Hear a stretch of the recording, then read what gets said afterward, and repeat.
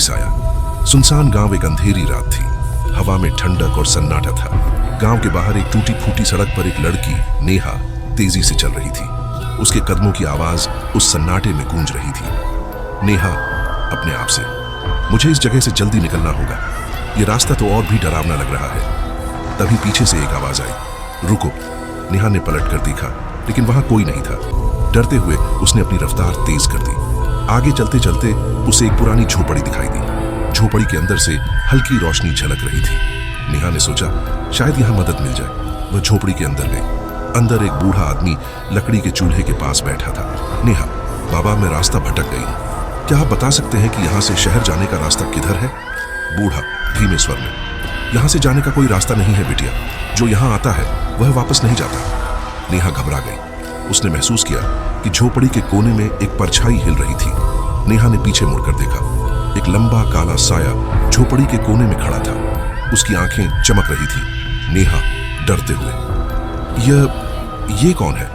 बूढ़ा आदमी चुप रहा। तभी साया धीरे धीरे नेहा की ओर बढ़ने लगा। नेहा चीखते हुए झोपड़ी से बाहर भाग गई। नेहा दौड़ते दौड़ते जंगल में पहुंच गई। चारों तरफ पेड़ों की सरसराहट और अजीब अजीब आवाजें सुनाई दे रही थी। तभी उसे महसूस हुआ कि कोई उसके पीछे पीछे आ रहा है। उसने हिम्मत करके पीछे देखा, लेकिन वहां कोई नहीं था। नेहा घबरा कर, कौन है वहां? बाहर आओ। लेकिन जवाब में सिर्फ एक अजीब सी हंसी सुनाई दी। जंगल के बीचों बीच एक पुराना कुआं था। नेहा ने उसकी ओर देखा। कुएं के पास एक लड़की सफेद कपड़ों में खड़ी थी। लड़की, तुम यहां क्यों आई हो? तुम्हें नहीं पता, जो इस कुएं के पास आता है वह वापस नहीं जाता। नेहा डर से कांपने लगी। नेहा, तुम कौन हो? लड़की ने धीरे धीरे अपना चेहरा उठाया। उसका चेहरा खून से सना हुआ था। नेहा चीख पड़ी और पीछे हटने लगी। नेहा ने पूरी ताकत से दौड़ लगाई, लेकिन वह जितना भाग रही थी उतना ही वह जगह उसके करीब आ रही थी।